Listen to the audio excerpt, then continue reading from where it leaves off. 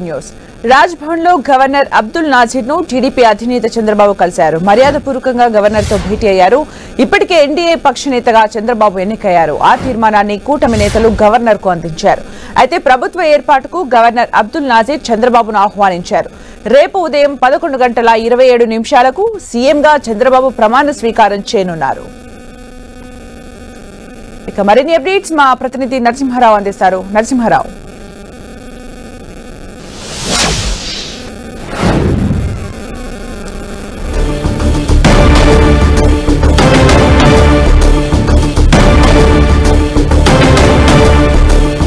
రాజ్భవన్ లో గవర్నర్ ను చంద్రబాబు నాయుడు మర్యాదపూర్వకంగా కలిసినట్టుగా తెలుస్తుంది. అయితే రేపు ప్రమాణ స్వీకార మహోత్సవం ఉంటుంది. ఇక ఇప్పటికే ఎన్డీఏ పక్ష నేతగా చంద్రబాబు ఎన్నికయ్యారు. దీనికి సంబంధించి తీర్మానాన్ని గవర్నర్ కు కూటమి నేతలు కూడా అందించారు. అయితే చంద్రబాబు నాయుడు గవర్నర్ ను మర్యాదపూర్వకంగా కలిసినట్టుగా తెలుస్తోంది.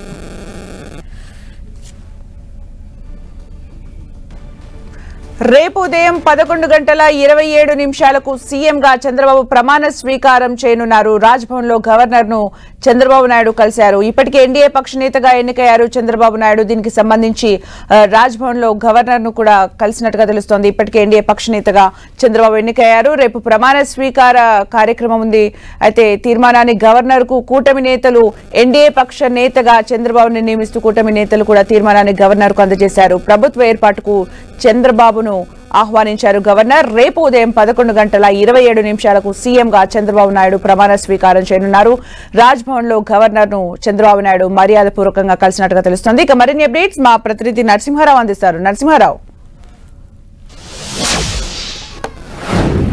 టీడీపీ అధినేత చంద్రబాబు నాయుడు కొద్దిసేపటి క్రితమే రాజ్భవన్ కు చేరుకోవడం జరిగింది. రాజ్భవన్ లో గవర్నర్ తో ఆయన మర్యాదపూర్వకంగా కలిశారు. ఉదయమే ఏదైతే కూటమికి సంబంధించినటువంటి ఎన్డీఏ శాసనసభ పక్ష నేతగా చంద్రబాబును ఎన్నుకోవడం జరిగింది. అయితే ఆ తరువాత ఏదైతే పురంధేశ్వరి, నాదెండ్ల మనోహర్, అచ్చెన్నాయుడు ముగ్గురు కూడా కలిసి ఏదైతే తీర్మానం లేఖ ఏదైతే ఉందో ఆ లేఖకు సంబంధించి మొత్తం కూడా ప్రస్తుతం ఉదయం ఇవ్వడం గవర్నర్ కు అందజేయడం జరిగింది. అయితే గవర్నర్ ప్రభుత్వాన్ని ఆహ్వానించాల్సిందిగా కోరుతుండగా కూడా లేఖలో కోరినటువంటి సారాంశం అయితే కొద్దిసేపటికే గవర్నర్ కార్యాలయం నుంచి చంద్రబాబు పేజీకి ఫోన్ వెళ్ళినట్లుగా సమాచారం అందుతుంది. ఈ నేపథ్యంలోనే ప్రభుత్వ ఏర్పాటుకు సంబంధించి అటు గవర్నర్ ను చంద్రబాబు మర్యాదపూర్వకంగా కలిసేందుకు ప్రస్తుతం గవర్నర్ కార్యాలయం చేరుకున్నారు. ఇక్కడ గవర్నర్ తో ప్రస్తుతం సమావేశం కూడా జరుపుతున్నారు. ప్రధానంగా మంత్రుల శాఖలకు సంబంధించి వీటిపైన కూడా ప్రధానంగా చర్చ జరుగుతున్నట్లుగా కూడా మనకైతే సమాచారం అందుతుంది. ప్రధానంగా ఏదైతే రేపు 11:27 చంద్రబాబు నాయుడు సీఎంగా 4వసారి ప్రమాణ స్వీకారం చేయబోతున్నారు. ఇందుకు సంబంధించి గన్నవరం సమీపంలోని మొత్తం కూడా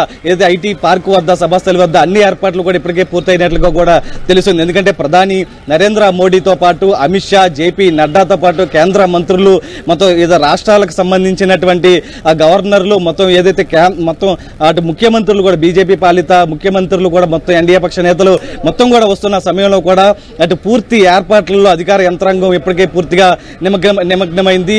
ఎక్కడ వారి సంబంధించి కూడా మొత్తం ఏదైతే అమిత్ షా ఇవాళ రాత్రికి 9:35 గన్నవరం చేరుకుంటారు. అక్కడి నుంచి నేరుగా చంద్రబాబు నివాసానికి వెళ్తారు. ఎన్డీఏ శాసనసభ పక్ష నేతగా ఎంపికైన నేపథ్యంలో కూడా ఆయన శుభాకాంక్షలు తెలుపుతారు. డిన్నర్ సమావేశంలో కూడా పాల్గొంటారు. అనంతరం రేపు ఉదయం నేరుగా నోవోటెల్ హోటల్ నుంచి చంద్రబాబు ప్రమాణ స్వీకారంలో కూడా పాల్గొనబోతున్నారు. అంటే రేపు ఉదయం 10:45 ప్రధాని నరేంద్ర మోడీ కూడా గన్నవరం విమానాశ్రయానికి చేరుకుంటారు. అక్కడి నుంచి నేరుగా సభాస్థలికి వెళ్తారు. దాదాపు 11 గంటల నుంచి 12:30 వరకు కూడా అంటే గంటన్నర సమయం పాటు కూడా చంద్రబాబు ప్రమాణ స్వీకారంలో నరేంద్ర మోడీ పాల్గొనబోతున్నారు. అనంతరం అక్కడి నుంచి భువనేశ్వర్ కూడా వెళ్తారు. అంటే జేపీ నడ్డా కూడా సాయంత్రం అమిత్ షాతో పాటే వస్తున్నారు. తెలంగాణకు సంబంధించినటువంటి ప్రస్తుత కేంద్ర మంత్రి బండి సంజయ్ కూడా రాబోతున్నారు. రేపు ఉదయం కిషన్ రెడ్డి కూడా వస్తారంటూ కూడా సమాచారం అయితే వస్తుంది. ఎందుకంటే బీజేపీకి సంబంధించినటువంటి ముఖ్య నేతలు కూడా అందరూ ఇక్కడ వస్తున్న నేపథ్యంలో కూడా మొత్తం కూడా కూటమికి సంబంధించినటువంటి ప్రతి ఒక్కరు పెద్ద ఎత్తున వస్తారు. కాబట్టి టీడీపీకి సంబంధించి, మరోవైపు జనసేనకు సంబంధించి, బీజేపీకి సంబంధించినటువంటి శ్రేణులు కూడా